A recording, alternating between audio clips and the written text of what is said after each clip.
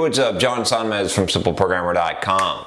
So I got another book review for you today. If you haven't checked out my previous book reviews, if you want to, check out the playlist here. I've got a few of them. I basically decided every single book that I read this year, I'm just going to do a book review when I read the book, except for some of the ones that I'm rereading or re-listening to the audio version of. So these are my book reviews. But the book I wanted to do the review on today is called On Liberty, and I believe that it's an older book. I was trying to check here to see who it's by and make sure I got it. Yeah, John Stuart Mill. So this is an English dude. It was originally published in 1859.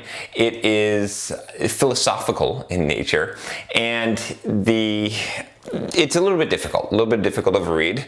I listened to the audio version. Most of the books that I quote read today, I listen to the audio version while I'm running, but I do spend some time on my Kindle as well. That's just a little bit of a slower process. When you're running for 2 hours, 4 times a week, you get a lot of listening time, especially when you listen at 3 times speed on Audible. So anyway, On Liberty, I got this book actually from a recommendation from this other review I did on a great course called, some of the best books of all time or whatever it was. You can check that out.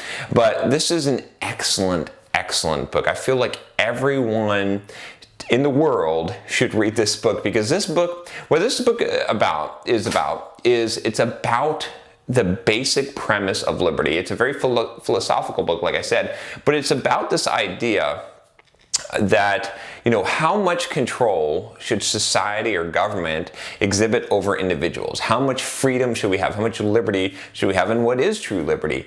And it goes really into depth about, I think, a topic that's really important, especially today, which is the idea of the personal liberty of expressing unpopular opinions, right? That's what this YouTube channel is about. It's expressing unpopular opinions. But no, I mean, when you think about it, that's what YouTube is about, essentially, right? Is I have the ability in the country that I live in the world that I live in today, to express my opinion, whether it's popular or unpopular. Now, to some degree, if I am somewhat limited, not by the government so much censored, but by social justice warriors. You all love those social justice warriors, don't you?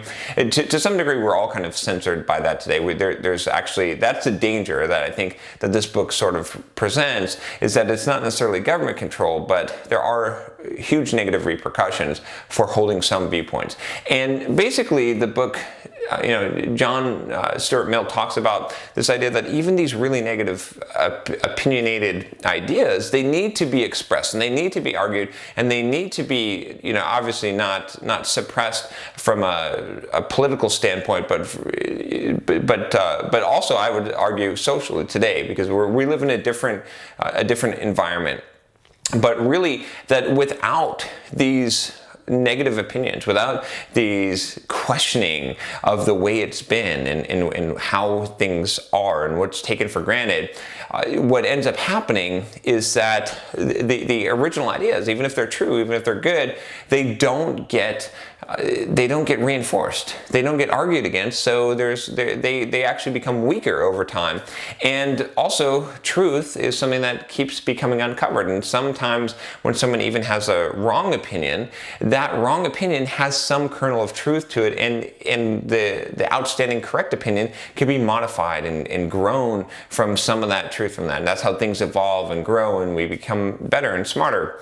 And he really argues the point very clearly. I mean, mostly for free speech, because free speech is extremely important. And like I said, I think today, a lot of you out there that are very much against Trump or very much against Hillary or whatever it is, and think that these, and I would say more on the minority opinions, the ones that these are, how could someone say that? Or a lot of you, I think, and I don't mean to name you specifically, but a lot of people out there have this idea that, if someone thinks that gay marriage is wrong, or that whatever it is, on the gun control, that's a better argument. Like that, I can't believe that anyone would think that gun control is a bad thing. Or someone on the other side would say, I can't believe that anyone would consider the viewpoint that not having, guns, that it's not a basic human right.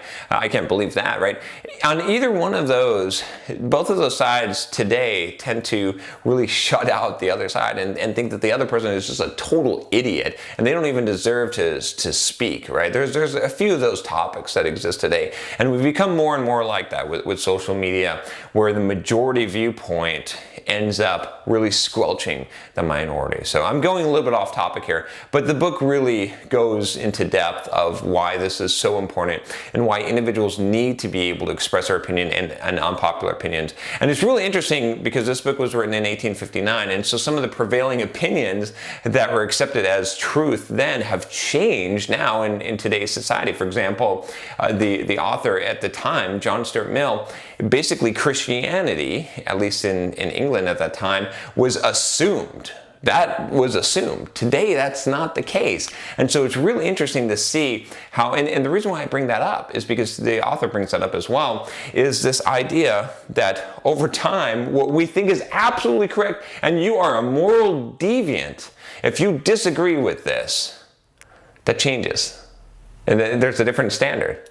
And if you recognize that and you realize that, then you have to concede the point that whatever might be a really unpopular opinion today, that could become the prevailing opinion. That could be what everyone considers the universal truth tomorrow.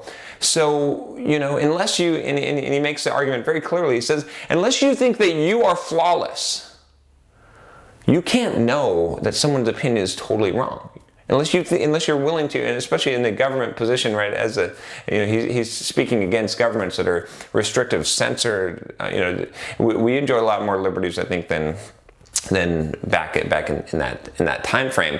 Although we're restricted in a lot of ways, right? So he makes the argument also that humans, that basically, it comes down to this idea that the restriction of a person's individual liberties should only be done by the state in the case that they harm someone else. That whatever they want to do amongst themselves or whatever should not be regulated. That the state's interest should be to protect other people that they would harm directly, right? Not even in an indirectly. Oh, this guy's a drug addict, or he's he's an alcoholic, that he's affecting my well-being. Not even at that level. And he goes into really good details. It's not just black and white. He considers all the exceptions and many of the cases. And so I think this is a fundamental book in understanding liberty. In fact, it's after reading this book, it's actually changed my views a little bit. I realized I'm a little bit closed-minded in individual liberties, that even though I totally disagree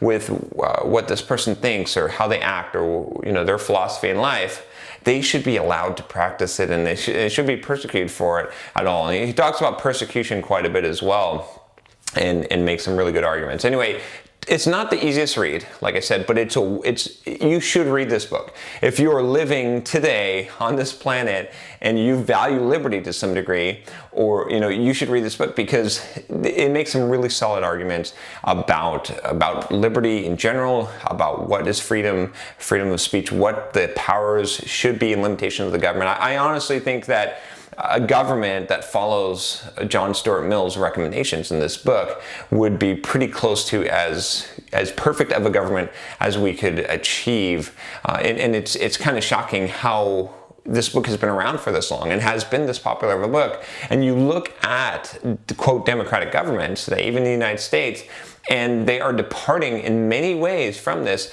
And as socially, with social media, with social justice warriors, with a new kind of tribune and tribunal that is able to be judge, jury, and executioner to a person's public life, that we've completely departed from this. We've gone back to burning heretics at the stake, essentially. And this is a dangerous place to be, because new ideas do not come out, and it's not not the direction we want to go. So really good points here, really good philosophy if you're into that. But like I said, I think this is a book that is sort of a must read for human beings on this planet, just because you should understand these things and realize these concepts. Some of them seem so obvious when he says them, but it's interesting to see the contrast here, and also the things that, remember, this book was written in 1859, so a lot of things have changed, and a lot of things that he predicted in this book have actually come true, and they're dangerous.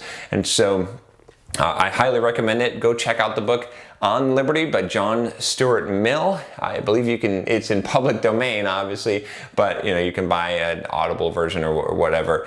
Anyway, really good book. Highly recommend it. If you like this channel, if you want to get more of these reviews, subscribe, and I will talk to you next time. Take care.